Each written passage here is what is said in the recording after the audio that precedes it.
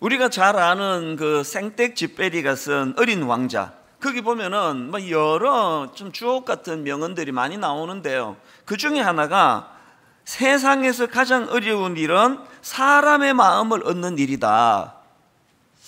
저는 정말 그 나이가 들어가면 들어갈수록 이거 진짜 이거 명언이다. 뭐 세상에 어려운 일이 많지만요, 세상에서 가장 어렵고도 어려운 게 사람의 마음을 얻는 것. 그래서 해가 아침에 뜨는 것이 당연한 것처럼 여러 가지 시험을 만나는 게 너무나 당연한데, 그 여러 가지 시험 중에 거의 대부분이 사람으로 오는 시험이에요. 거의 대부분이 사람으로 오는 시험. 이게 뭐 우리를 가장 힘들게 하고 가장 또 치명적이고요. 그래서 참 살아갈수록 참 대인관계가 힘들다. 도대체 사람의 속을 알 수가 없다.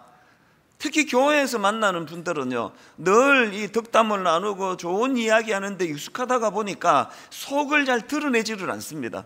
그래서 갈수록 이게 알 수가 없는 게 이게 대인관계다, 그런 생각을 하게 되는데요. 그러나 여러분, 이렇게 대인관계를 잘 맺는 게 아무리 어렵다 하더라도요, 예수 믿는 우리는 그걸 절대 포기할 수 없는 사람들입니다.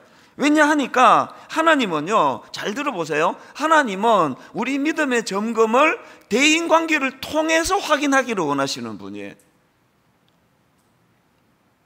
내가 지금 얼마나 영적으로 충만한가, 그거는 이게 그 영적인 문제이기 때문에 확인이 안 되는데요, 하나님은 그것을 사람과의 관계를 통해서 우리의 영적인 상태를 점검하기 원하신다는 겁니다. 사도행전에 나오는 초대교회의 경우를 봐도요, 사도행전 2장 47절, 하나님을 찬미하며 또 온 백성에게 칭송을 받으니 주께서 구원받는 사람을 날마다 더하게 하시니라. 여기 보면은 맨 먼저 나오는 게 하나님을 찬미하며, 이거는 대신 관계 아닙니까? 이건 하나님과의 관계 아닙니까? 그거로 끝나지 않습니다. 하나님만 찬미한다고 끝나는 게 아니고 바로 그 다음에 온 백성에게 칭송을 받으니, 이건 대인 관계 아닙니까? 아무리 하나님 앞에 예배 잘 드리고 찬양 잘하고 하나님 관계가 충만해도 사람과의 관계가 올바르지 않으면 그건 영적인 상태가 나쁘다는 거예요. 이 두 가지 조화가 잘 이루어질 때, 대신 하나님과 관계에서 하나님을 찬미하고 대인 온 백성에게 칭송을 받는 이 조화가 이루어질 때, 하나님께서는 그런 교회를 성숙한 교회다, 그렇게 인정해 주신다는 겁니다. 구약의 요셉도 마찬가지 아닙니까? 그 어린 나이에 형들에 의해 애굽으로 팔려간 요셉이지만, 요셉은 해가 아침에 뜨는 것이 당연하듯이 요셉의 삶 자체가 고난이에요. 요셉의 삶 자체가 고통의 삶이었는데, 요셉은 그 고난을 하나님 앞에 영적으로 충만하고 성숙해지는 것으로 그렇게 잘 활용했던 대표적인 인물이 요셉 아닙니까? 그랬더니 요셉의 이 영적인 충만함을 대인관계의 성숙으로 드러내고 있잖아요. 나중에 형들이 복수할까 두려워 벌벌 떨고 있을 때 요셉이 그런 일 없을 거라고 안심시켜주면서 했던 이 한마디, 창세기 45장 5절, 당신들이 나를 이곳에 팔았다고 해서 근심하지 마소서, 한탄하지 마소서. 하나님이 생명을 구원하시려고 나를 당신들보다 먼저 보내셨나이다. 여기 보면은 요셉이 영적으로 성숙한 게 틀림없는 게요, 그 대인관계에 하나님이 영향을 미치고 계시잖아요. 대인관계, 나와 너와의 관계로만 끝냈으면 아마 우리도요, 대부분의 관계가 다 처음에 좋았다가 끝이 다 나빠질 겁니다. 머리 검은 짐승은 거두지 마라, 뭐 이런 말이 뭐 모든 사람이 공감하듯이 나도 그렇고 죄성을 가지, 나도 그렇고 너도 그렇고, 우리는요 서로에 대하여 신실하게 대할 수 있는 실력이 없는 사람들이에요. 애당초 없습니다. 그렇기 때문에 요셉처럼 항상 이 영적인 충만함을 대인관계의 물꼬로, 여러분 그 4월달 5월달 논에 물 댈 때 저기 뭐 저수지에 물이 아무리 많으면 뭐합니까? 물꼬를 내 논으로 끌어들여야 되듯이 우리 영적인 충만함을 이 대인관계를 잘 이끌어가는 곳으로 이거를 흘려보내야 됩니다. 그래서 부부관계는요, 꼭 결혼을 하는 게 좋은 게, 부부관계는 내 영적인 상태를 점검하는 잣대예요. 제 아내에 대하여 내가 어떤 태도로 대하고 어떤 마음으로 아내를 또 내가 친절히 대하느냐, 이게 내 영적 상태를 보여줄 때가 많더라는 거예요. 지금 우리가 진행하고 있는 특별새벽 부흥의 주제가 너는 복이 될지라, 하나님께서 아브라함에게 명하시는 게 그거 아닙니까? 창세기 12장 2절, 내가 너로 큰 민족을 이루고 너에게 복을 주어. 하나님이 복 주시는 이유가 뭐냐? 너의 이름을 창대하게 하리니 너는 복이 될지라. 그리고는 3절, 너를 축복하는 자에게는 내가 복을 내리고 너를 저주하는 자에게는 내가 저주하리니, 그 다음 보세요. 땅의 모든 족속이 너로 말미암아 복을 얻을 것이라. 이 대인관계 아닙니까? 복을 주시는 그거는 대신 하나님과 우리와의 문제예요. 그러나 그것으로 끝내지 않고 너는 복이 될지라, 너는 복이 되어야 한다. 이거는 대인관계입니다. 이런 관점으로 오늘 본문을 살펴보기로 원하는데요, 어제 살펴본 것처럼 아브라함은 그 하나님의 다스림의 영역을 벗어나 제멋대로 판단하고 제멋대로 행동해 애굽에 내려가서 많은 부작용을 낳았는데, 어제 우리가 살펴본 것처럼 해피엔딩, 결국은 하나님의 은혜가 아브라함에게 충만하게 임했기 때문에 초심을 회복하게 됐다, 원점으로 돌아가게 됐다. 그게 오늘 말씀 바로 앞에 나오는 창세기 13장 4절 말씀입니다. 그가 처음으로 제단을 쌓은 곳이라 그가 거기서 여호와의 이름을 불렀더라. 이렇게 회복됐고요. 하나님과의 관계가 회복이 된 거예요. 회복이 되자마자 바로 그 다음, 이게 4절이고요 회복이 되자마자 바로 나오는 것이 오늘 본문 5절서부터 나오는 대인관계의 문제를 가지고 하나님이 테스트하고 계시다는 겁니다. 어떤 일이 벌어졌습니까?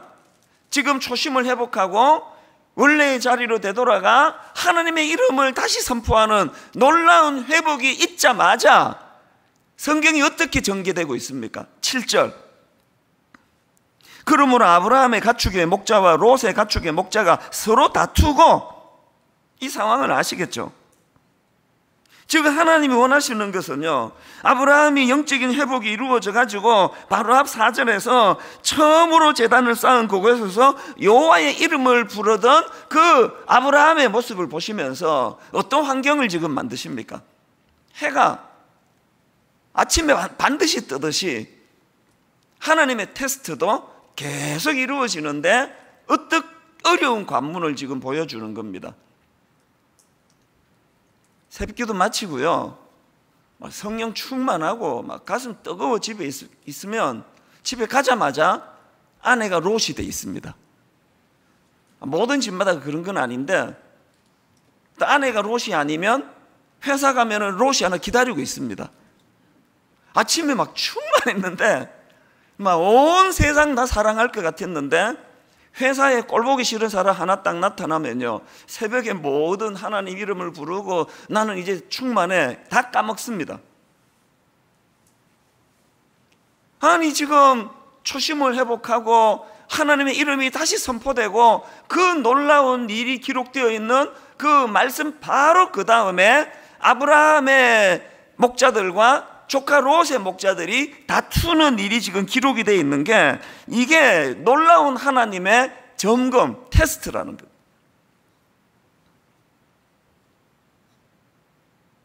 그래서 이제 이 대인 관계를 통해 아브라함이 너무나 성숙한 대인 관계의 모습을 보여주는 것을 보면서 여러분이 얻어야 되는 메시지가 뭘까요? 오늘 새벽에 우리가 3절에서의 이 충만함을 가지고 4절에서 이 충만함을 가지고 그가 처음으로 제단을 세운 것이라 그가 거기서 여호와 이름을 불렀더라, 이 새벽에 그런 일이 일어났다면 이제 오늘 하루 여러분이 꼭 기억하고 이루어내야 되는 건 대인관계에서 오는 시험들을 이겨내는 거예요. 성숙함으로 그걸 대처하는 겁니다. 그래서 이제 이 부분을 오늘 좀 살펴보려고 하는데요, 자, 여러분, 오늘 이제 본문 7절에서 아브라함의 목자들과 롯의 목자들이 서로 다투는 상황이 벌어졌는데 그 원인이 뭔가 봤더니요, 5절 6절을 보십시오. 아브라함의 일행 롯도 양과 소와 장막이 있으므로 그 땅이 그들이 동거하기에 넉넉하지 못하였더니, 그 다음 보세요. 이는 그들의 소유가 많아서. 다툼의 원인이 소유가 많아진 겁니다. 수필가 토마스 칼라일이 이런 말을 했다고 합니다. 역경은 때로 사람을 공경에 몰아넣는다. 하지만 역경을 견디는 자가 100명이라면 번영을 견디는 자는 단 1명에 불과하다. 뭘 의미하는지 아시겠죠? 많은 연단이 있는데 그 다 이겨낼 수 있습니다. 진짜 힘든 건 잘 되는 거예요. 번영이에요. 부자 되는 겁니다. 그래서 우리 교회도 보면은요, 물질적으로 부를 이루고도 너무나 겸손하고, 물질적으로 부를 이루고도 참 하나님 앞에 영적으로 성숙한 분들을 보면 저절로 존경이 가요. 역경은 때로 사람을 공경에 몰아넣는다. 하지만 역경을 견디는 자가 100명이라면 번영을 견디는 자는 1명에 불과하다. 그래서 여러분, 교회도 그렇고 개인도 그렇고 재산이 많아지면 이게 어려워지는 거예요. 이런 점에서 지금 분당 우리 교회가 이제 마지막 한 가지 숙제가 남았잖아요. 드림센터 사회화는, 사실 이제 드림센터 사회화는 나면은 이제 우리는 다시 이제 어떡하지? 그래서 이제 3개층을 이제 10년 뒤에 기증하는 걸로 이제 우리 써야 되니까 그렇게 결정을 했지만, 어쨌든 이제 등기해가지고 환원할 거예요. 그 안 갖고 있을 겁니다. 그 아쉬운 마음이 뭐 없다 그러면 그거는 뭐 거짓말이죠. 그러나 원리로 볼 때 잘하는 거예요. 교회가 재산이 많아지면 그게 다툼의 원인이 되는 겁니다. 여러분, 저와 여러분이 하나님 앞에 은혜 받고 결의하기를 원하는데요, 우리 정말 건물 안 갖는 교회 끝까지 갔으면 좋겠습니다. 할 수 있다면. 이제 드림센터 환원하고 나면은 여전히 이제 우리 학교 빌려서 쓰는 이것들이 계속 될 텐데요, 왜 그래야만 된다고요? 그 일이 선하고 좋은 일이기도 하지만 사람이 또 교회가 이게 지켜내야 될 재산이 많아지면 그때부터 복잡해지거든요.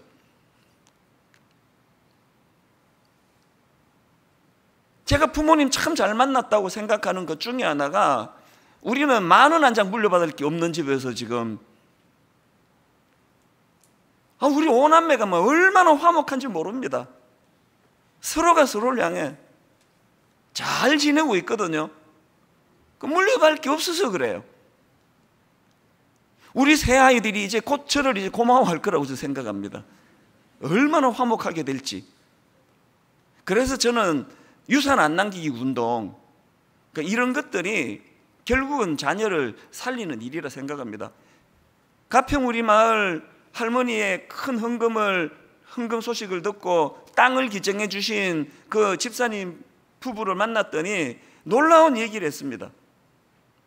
저 땅 저거 자식들한테 물려주면 그게 애들한테 해가 되기 때문에, 그래서 저거 누구한테 줘야 되는지 땅 주인을 찾고 있었는데 그동안 못 찾고 있다가 할머니의 그 가평 우리마을, 지금은 이제 가평 우리마을이 됐죠. 그 소식을 듣고 주인을 찾았다고. 그러면서 교회로 문서를 갖고 온 거 아닙니까? 그 정신이 뭔지 아시겠죠? 소유가 많아지면, 재산을 많이 물려주면 그게 자녀들을 좀 편하게 하는 측면도 있겠지만 엄청나게 그게 위험할 수 있다는 걸 인식해야 되는 거 아닙니까? 어쨌든 지금 아브라함의 목자들과 조카 롯의 목자들이 이 소유가 많아져서 이제 다툼이 생겼는데요, 그런데 여러분, 지금 예배가 회복이 되고 하나님의 이름이 선포되는 게 다시 회복이 되었던, 영적으로 충만했던 아브라함이 이 대인관계의 문제를 풀어나가는 게 너무 성숙하더라는 거예요. 이걸 제가 3가지로 정리를 해봤는데요. 자, 첫째, 아브라함이 보여주는 대인관계에서의 성숙, 첫 번째가, 그는요 이 문제를 풀어가는데 전제가 있죠. 큰 전제가 뭐냐? 평화의 정신이라는 큰 전제가 있을 때, 평화의 정신, 이 큰 전제가 필요하잖아요. 그 가치. 8절에서 이런 선포를 합니다. 아브라함이 롯에게 이르되 우리는 한 친족이라 나나 너나 내 목자나 너의 목자나 서로 다투게 하지 말자. 이 전제가 얼마나 중요합니까?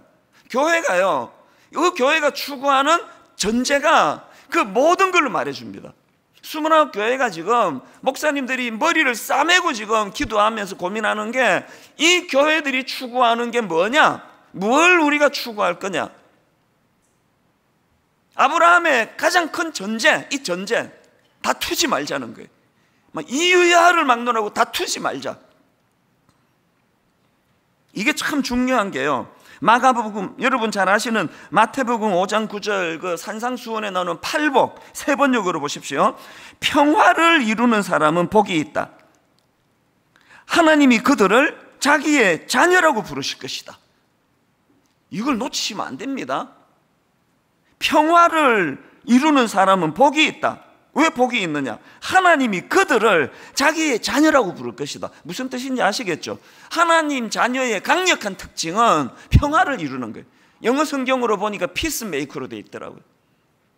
하나님 알기 전에 혹은 은혜 받기 전에 트러블 메이커였던 우리가 막 사사건건, 우리 얼마나 유능하고 똑똑합니까? 남의 약점을 정확하게 찾아낼 수 있는 능력을 갖고 있어가지고 매사에 그것 때문에 시시비비를 가리고, 그래서 복잡했던 그런 우리가 하나님의 은혜로, 십자가 은혜로 하나님의 자녀가 되고, 하나님의 자녀들이 누리는 가장 강력한 복 중의 복, 특징 중의 특징, 피스메이커가 되는 거예요. 제가 소원이 그거예요. 제가 가는 그곳이 복이 된 사람들에게 나타나는 가장 큰 특징이 그거 아닙니까? 제가 가면 다툼이 없어지고, 제가 가면 분쟁이 사라지고. 그래서 저는 사실은 한 1년 전에 일만성도 파수 운동이 잘 이루어지면 내가 걸림돌이 될지 모르겠다, 내가 사라져야 되겠다, 그런 생각을 한 적이 있습니다. 그래서 이제 일만성도 파수 운동 잘 하고 저는 이제 미국으로 다시 돌아가서 이민교회를 다니면서, 이민교회들 어려움을 겪는 교회가 많지 않습니까? 한국도 그렇지만 그런 교회 1년에 한 교회씩 가서 제가 분쟁이 돼 갈라져 나눈 교회들을 잘 수습하고, 1년이 지나 좋은 담임 목사님 세워드리고, 나는 또 딴 교회라고, 미국이 50개 주나 되니까 얼마나 갈 데가 많겠냐고요. 그렇게 그거 한 10년 하면은 내가 은퇴하겠다, 그런 생각을 한 적이 있었습니다. 그러다가 이제 이거는 내가 너무 무책임한 거 아닌가? 이 29교회가 이제 세워지면 처리할 일도 많고 판단해야 될 일, 또 수습할 일도 많은데, 그래서 제가 생각을 바꿨죠. 제가 필요하다는 전제로, 필요하다면 내가 이 자리를 떠나지 않을 것이다. 그렇지, 제 기준은 딱 하나예요. 미국으로 돌아가든지 이민자였으니까 분당 우리교회에 남든지 제 기준은 하나예요. 거기서 내가 피스메이커 역할을 할 수만 있다면, 이제 여러분들 앞에 제가 이게 천덕꾸러기가 돼가지고, 아니 역할 다 끝났는데 왜 저 목사는 자꾸 얼쩡거리지? 그렇게 되면 저는 가차없이 저를 필요로 하는, 제가 평화를 이루는 피스메이커가 되는 그곳으로 저는 갈 것입니다. 원칙을 정하는 게 중요하거든요. 이 기준을 갖고 있으니까 뭘 결정하는데 혼란이 없습니다. 분당 우리교회에 남아가지고 제가 트러블 메이커가 된다면, 이민교회를 가서 거기서 제가 피스메이커가 된다면 결정 간단한 거 아닙니까? 부탁합니다. 하나님의 사람이신 여러분, 여러분 삶의 가장 중요한 판단의 정신은 평화의 정신이라고 하는 이 전제를 가지고 모든 걸 판단하게 되시기를 바랍니다. 히브리서 12장 14절, 모든 사람과 더불어 화평함과 거룩함을 따르라. 다시 보세요. 모든 사람과 더불어 화평함과 거룩함을 따르라. 이것이 없이는 아무도 주를 보지 못하리라. 우리는 이 거룩, 순결, 우리가 구비해야 될 이것도 너무나 중요하지만 그것만이 아니라 그렇게 구비된 우리가 화평함을 이루는 거예요. 피스메이커가 되는 겁니다. 이런 점에서 이제 한국교회가 잃고 있는 게 있다고 저는 생각을 합니다. 거룩을 이루기 위해서 평화를 빼앗기는 일을 하시면 안 됩니다. 거룩을 이루기 위하여 피스메이커로서의 역할로서 거룩이 이루어질 수 있다는 걸 경험하는 저와 여러분 되시기를 바랍니다. 최근에요, 어떤 태권도 관장이, 그 기사 다 보셨죠? 이제 애들 이제 이거 훈련 다 시키고 이제 집에다 데려주려고 차에다 이제 태우고 있는 과정에서 묻지마 폭행. 어떤 사람이 느닷없이 달려들어가지고 뭐 그냥 묻지마 폭행이 뭐 안 묻는 거 아닙니까? 누군지. 관장입니까? 그래서 관장이 이렇게 했으면 안 때렸을 것 같아요. 그래서 막 얼굴 위주로 막 그냥 날벼락을 만났는데, 제가 그 뉴스 영상을 보면서 감동이 오더라고요. 지금 그 태권도 도장에서 운영하는 버스 안에는 방금 자기가 태권도 가르쳐던 제자들이 다 보고 있고 창으로 이제 다 보고 있는데, 이 관장님이 그 묻지마 폭행, 글쎄 태권도는 뭐 그냥 한 번에, 그건 유도고, 그 태권도는 어떻게 제압하지? 얍! 그러면서 뭐 한 번에 제압할 수 있는데요, 방어만 하고. 그래서 막 엄청 두들겨 맞았다는 거예요. 저는요, 전율이 느껴지더라고. 그날 태권도 사범이 그 아이들 평생에 잊혀지지 않는 중요한 메시지를 던졌잖아요. 태권도의 정신은 폭행하는 거 아니다, 보복하는 거 아니다. 너무나 중요한 걸 가르쳐준 사범이에요.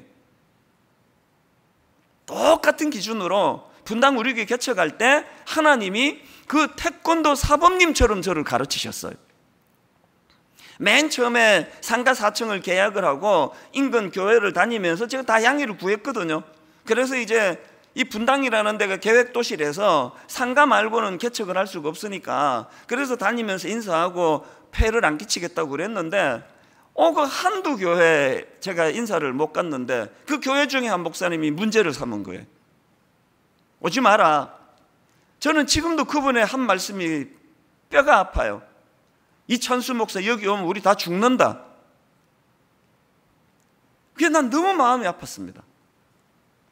그리고는 이제 고뇌의 시간에 이미 계약금 다 지불했고, 이제 또 그거를 다른 데가 재계약하기 전에는 땅도 밟아보지도 못한 그곳에 임대료, 관리비 다 내야 되는 상황인데, 들어오지 말라는데, 아니 내가 계약했는데 왜 들어오지 말라고 하느냐는 마음의 저항이 많이 일어날 때, 그때 하나님이 그 태권도 관장님처럼 어린 저에게 주셨던 지침이 그거예요.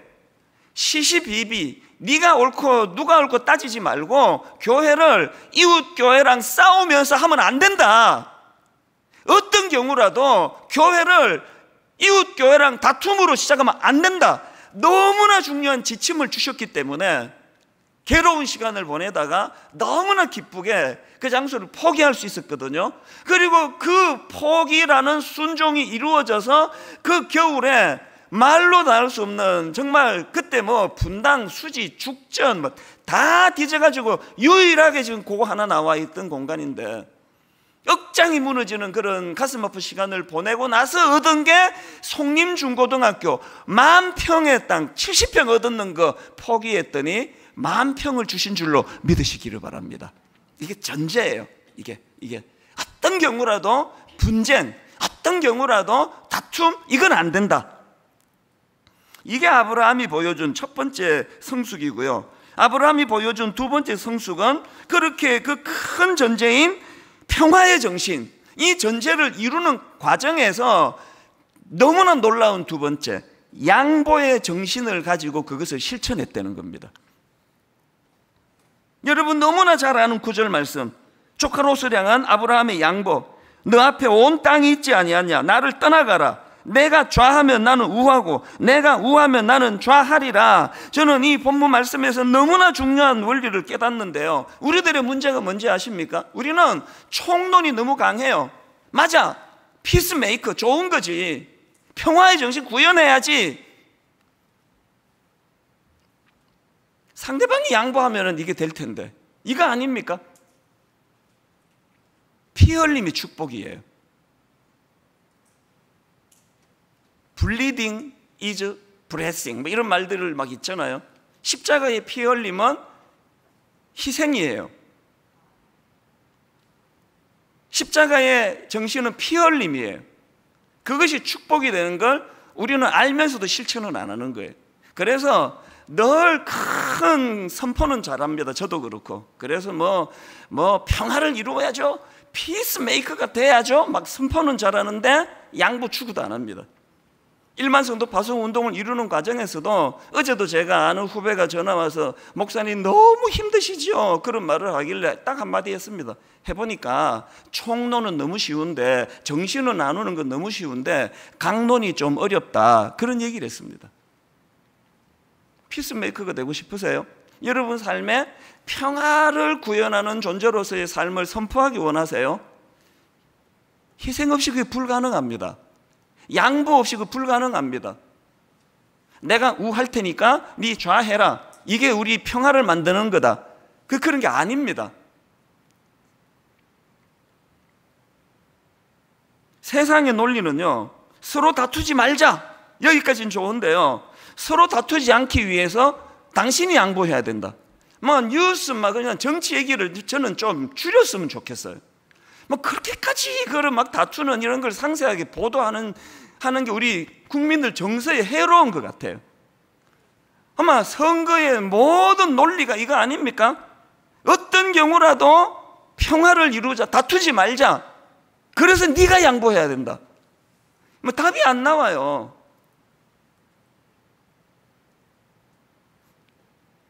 사실 아브라함이 어른이잖아요.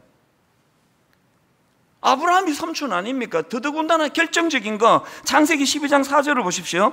이에 아브라함이 여호와의 말씀을 따라갔고 그 다음에 롯도 아브라함과 함께 갔으며, 아니 롯이 그런 부를 이루게 된 건 삼촌 때문 아닙니까?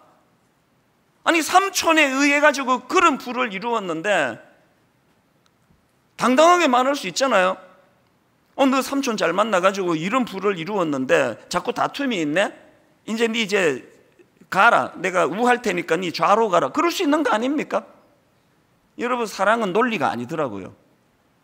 영적 충만에서 오는 사랑은요, 논리를 뛰어넘습니다. 여러분 너무나 잘 아시는 장기려 박사님, 제가 알기로 이분 장로님이신데 별명이 바보 의사예요. 바보 의사. 유명한 일화 여러분 아시죠?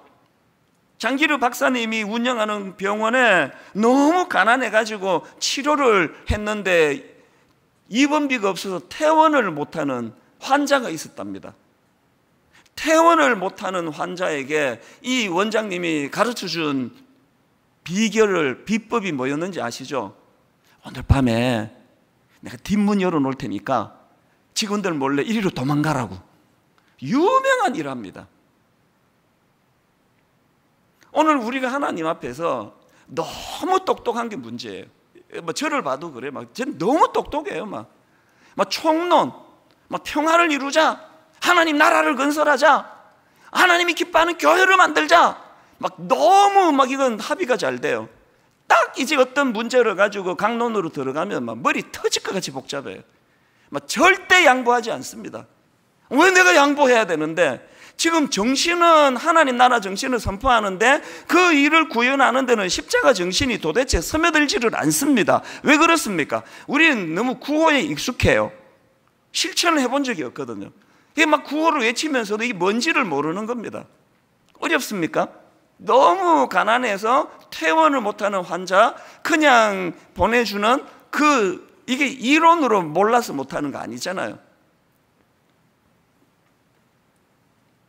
자꾸 이번 특세 때 흥얼거려지게 된 이 찬양이요, 하나님의 꿈이 나의 비전이 되고 그 다음에 예수님의 성품이 나의 인격이 되고, 예수님의 성품이 나의 인격이 되고를 구하시기를 바라요. 몰라서 못하는 거 없습니다. 하기 싫은 거예요. 왜 나만 맨날 양보해야 되느냐고. 하나님께서 그 개척을 시작할 때 다투면 안 된다, 교회와 교회 간의 싸움으로 교회를 시작하면 안 된다, 그 지침을 주시고, 그리고 하나님이 그 새벽에 고뇌하던 저에게 주셨던 인물이 바로 이삭이에요. 아브라함의 아들 이삭도 아버지와 똑같은 정신이에요. 이 이삭이요, 우물 파놓으면 그 못된 것들이 와서 시비를 걸고, 그러면 당연히 자기 권리를 주장할 수 있지만 다투지 않고 장소를 옮겨 또 우물을 파고, 그러면 또 와가지고 시비를 걸면 또. 그래서 제가 그 새벽에 이 이삭 때문에 하나님, 제가 저기 깨끗이 양보하겠습니다. 포기하겠습니다. 천 몇백만 원 손해를 보면서도 저는 이게 하나님 나라를 위하여 투자한 거라 생각했지 억울하게 손해봤다는 생각을 한 적이 없습니다. 그랬기에 그 목사님 찾아가서 너무나 기쁨으로 손을 마주 잡고, 목사님 이제 앞으로 자주 뵐 텐데 조금 더 어색해하지 마시고 미안해하지 마시고, 이거는 목사님과 저와의 문제가 아니라 하나님이 주신 메시지입니다. 그렇게 기쁨으로 서로 축복으로 기도하면서 관계가 이루어질 수 있게 된 거, 그게 하나님이 우리에게 가르쳐주시는 양보의 정신입니다. 피스메이커가 돼야지. 단 이 일은 저 사람이 양보해야지. 그게 아니라, 그래서 장기려 박사님 그 바보 의사라고 하는데, 저도 정말 죽고 나면은 저 별명을 바보 목사라 그랬으면 좋겠습니다. 멍청했지 이런 바보 말고, 우리 목사님은 좀 멍청했지, 멍청한 목사였지 이런 거 말고 바보 목사이지. 누구보다 계산 빠르고 누구보다 머리가 잘 돌아갔음에도 불구하고 하나님의 말씀 앞에 눌려가지고 그렇게 바보 같은 목사가 됐지. 저만 그렇습니까? 바보 엄마가 되시고 바보 아빠가 되시고, 여러분의 자녀들이 여러분을 기억할 때 바보 의사 장기려라는 그런 명예로운 이름이 붙듯이 우리의 삶이 그러하기를 바랍니다. 마지막 세 번째로요, 아브라함이 보여준 세 번째 성숙은 정확한 대안을 제시했다는 거예요. 문제에 이게 참 중요한 거 아닙니까? 아까 성경이요, 왜 다툼이 일어났는가를 성경이 이렇게 분석을 합니다. 6절을 다시 보십시오. 그 땅이 그들이 동거하기에 넉넉하지 못하였으니, 소유가 많았다는 그것 때문에 분쟁이 있었다는 거와 하나 마찬가지로 왜 분쟁이 일어났느냐, 그 땅이 그들이 동거하기에 넉넉하지 못했다, 이런 분석을 성경에 내놓고 있는데요, 아브라함은 그걸 정확하게 파악하고 있었다는 거예요. 그래서 아브라함이 내놓는 그 대안이 뭡니까? 9절입니다. 롯에게 이렇게 이야기합니다. 너 앞에 온 땅이 있지 아니하냐, 너 앞에 온 땅이 있지 아니하냐, 나를 떠나라, 너 앞에 온 땅이 있지 아니하냐. 아브라함의 이 분석은 바로 성경이 지금 제시하는 그 다툼의 원인이 뭐냐, 그 땅이 그들이 동거하기에 넉넉하지 못하였으니 정확하게 꿰뚫고 있었기 때문에 정확한 대안을 제시한 거 아닙니까? 저는 분당 우리 교회 담임 목사로서 하나님께 구하는 기도 제목이 여러 가지가 있는데, 그 중에 하나가 안목을 달라고 기도합니다. 아버지, 저에게 안목을 주시기 원합니다. 최근에도요, 실력보다 안목이다, 그런 책을 제가 구입을 해가지고, 이게 비즈니스에 관한 책이기 때문에 상세히 볼 필요도 없습니다. 원리만 보면 되거든. 저는 목회자니까. 실력보다 안목이다라는 그 비즈니스 관련한 책에 보니까 이렇게 정의합니다. 들어보세요. 안목이란 사물의 좋고 나쁨 또는 진위나 가치를 분별하는 능력이다, 이렇게 정의를 하고는요, 비즈니스 분야에서 안목은 드러나지 않는 것을 보는 능력이고, 비즈니스 분야에서 안목은 드러나지 않는 것을 보는 능력이고, 본질을 꿰뚫어 보는 힘이다, 그렇게 그 책에서 정의했는데, 제가 여기 비즈니스를 싹싹 지우고 이렇게 읽기를 원합니다. 신앙생활하는 차원에서 안목은, 목회하는 목회자에게 있어서 안목은 드러나지 않는 것을 보는 능력이고 본질을 꿰뚫어 보는 힘이다. 롯과 아브라함의 믿음이 있었던 아브라함과 믿음이 부실해 보이던 롯과의 결정적인 차이는 안목의 차이예요. 롯을 보시겠습니까? 9절에서 아브라함이 네가 좌하면 나는 우하고 네가 우하면 나는 좌하리라 그랬더니 이 안목 없는 롯이 10절에서 이에 롯이 눈을 들어 요단 지역을 바라본즉 송알까지 온 땅이 물이 넉넉하니, 끝으로 보기에, 그 다음 보세요. 여호와께서 소돔과 고모라를 멸하시기 전이었으므로 여호와의 동산 같고 애굽 땅과 같았더라, 풍요로움을 이야기하는 거 아닙니까?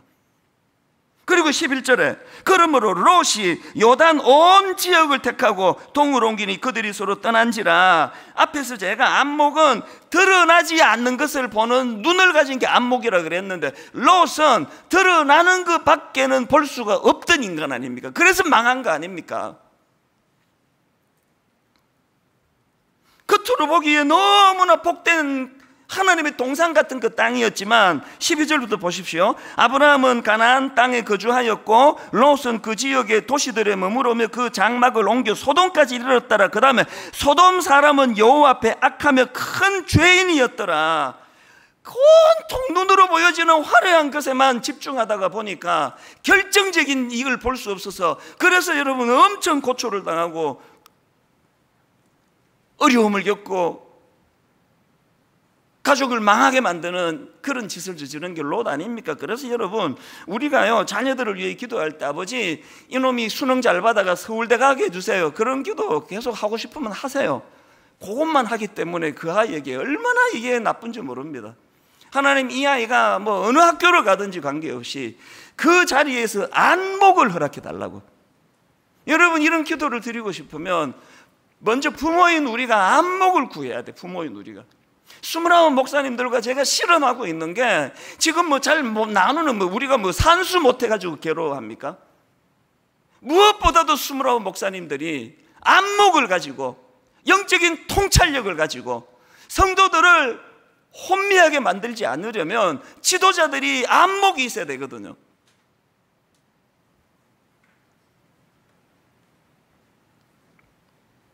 시편 119편 99절에 보니까 내가 주의 증거들을 늘 읊조림으로 나의 명철함이 나의 모든 스승보다 나으며, 그런데 NIV 성경으로 보니까 여기 나오는 나의 명철함이 할 때 이 명철이 인사이트로 번역이 돼요. 인사이트, 아웃사이트, 인사이트. 여러분, 인사이트는 우리말로 통찰력이에요. 다시 말해 본질을 꿰뚫어 보는 능력, 이걸 인사이트라 그럽니다. 안목이 드러나지 않는 것을 보는 능력이듯이 인사이트도 마찬가지예요. 아웃사이트만 보고, 눈에 보이는 것만 보고. 우리 29 예비 담임 목사님들과 함께할 모든 성도님들에게 영적인 안목, 그리고 통찰력, 아웃사이드만 보는 눈이 아니라 인사이드까지 볼 수 있는 영안을 주시기를 주님 이름으로 축원합니다. 이걸 구해야 돼요. 고린도후서 4장 18절, 우리가 주목하는 것은 보이는 것이 아니요 보이지 않는 것이니, 우리가 주목하는 것은 보이는 것이 아니요 보이지 않는 것이니, 보이는 것은 잠깐이요 보이지 않는 것은 영원합니다. 결론을 이렇게 맺기를 원합니다. 지금 아브라함과 롯의 근원적인 차이를 지금 발견했는데요, 아니 왜 이렇게 두 사람이 지금 같은 장소에서 있는데 이렇게 달라버렸나, 이것만 살펴보고 말씀을 마무리하겠습니다. 저는 아브라함과 롯의 근원적인 차이를요 창세기 12장 4절에서 찾습니다. 잘 보세요. 이에 아브라함이 여호와의 말씀을 따라갔고, 잘 보세요. 아브라함이 여호와의 말씀을 따라갔고, 그 다음 보세요. 롯도 자기 삼촌 아브라함을 따라갔으며예요. 이 차이를 아시겠습니까? 아브라함은 하나님께서 그에게 복을 선포하신 이후에 주셨던 말씀, 2절 말씀입니다. 내가 너로 큰 민족을 이루고 내게 복을 주어 내 이름을 창대하게 하리니 너는 복이 될지라, 그리고 모든 족속이 너로 말미암아 복을 얻을 것이라 하신지라. 이 약속의 말씀이 그를 움직인 동력이 돼서 아브라함은 여호와의 말씀을 따라갔고, 롯은 그 삼촌 아브라함을 따라갔고. 한국교회가 미성숙해진 결정적인 이유를 아시겠습니까? 그 교회 담임 목사는 새벽마다 하나님 말씀을 따라갔고, 성도들은 그 목사를 따라갔고, 이렇게 되면 이 교회는요 진짜 어려워집니다. 그래서 제가 자꾸 없어져야 되나 그런 생각을 했다니까요. 미국으로 가서 분쟁 있는 교회를 1년에 하나씩 한 10개 세우면 내가 여기 있는 것보다 그게 더 하나님 앞에 유익한 거 아닌가? 아니 어떻게 내가 좀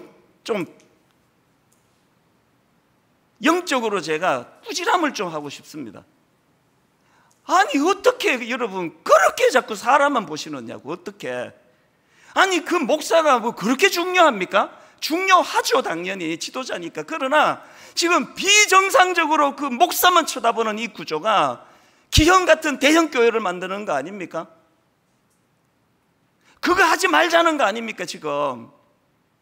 아브라함의 성숙함과 롯의 미성숙함을 가르는 결정적인 이 말씀을 오늘 기도 제목으로 삼으시기를 바랍니다. 아브라함은 하나님의 말씀을 따라갔고 롯은 아브라함을 따라갔고,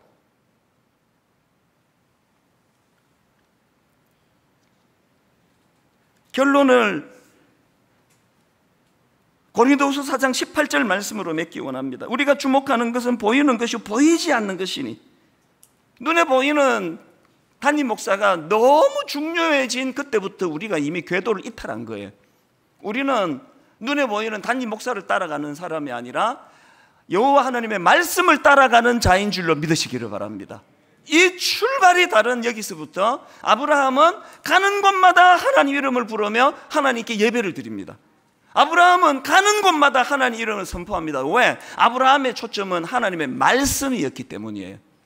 이번 특세가 끝나면 이야, 이찬수 목사 설교 준비 많이 했대, 새벽마다 그냥 소리 엄청 지르대, 이것만 기억나는 특세가 아니라 이 복이 될지라는 이 거룩한 주제를 가진 이번 특세는 여러분 수년이 지나고 2021년 코로나19가 득세하던 이때에 그때 나는 비로소 하나님이 우리에게 너는 복이 될지라 이 말의 의미를 깨닫기 시작했다. 왜? 하나님의 말씀을 따라가기 시작했습니다. 이렇게 말할 수 있기 때문이다. 오늘 말씀을 정리하면서 여러분 우리 자주 요새 부르네요. 주님 나를 부르시니 두려움 없이 배에서 나아가리라. 주님 여기 계시기에 이 깊은 바다가 반석이 되고, 이찬수 목사는 여러분에게 엑스트라 중에 엑스트라예요. 이찬수 목사는요, 이 교회의 이 스피커 역할, 대변인 역할을 해야 되기 때문에 매주마다 강단에 서지만 은퇴식도 없이 사라질 거예요. 제가 사라지고 나면 동시에 여러분의 뇌리에서 이찬수라는 이런 석자가 다 삭제되기를 진심으로 원하고 또 원합니다. 진짜로 원합니다. 왜요? 그게 원리니까요. 그래서 이찬수 목사를 따라가는 신앙생활을 내려놓고 말씀을 따라가는 겁니다. 그 말씀을 주신 여호와 하나님을 따라가는 겁니다. 이게 롯의 비극을 피하는 유일한 대안이라는 걸 마음에 품으시고 사모하는 마음으로 이 시간 정말 주님 나를 불러주시기 원합니다. 주님 나를 불러주시고 주님 여기 계시기에 이 문제가 많은 이 시대에 이 깊은 바다가 반석이 될 줄로 믿습니다.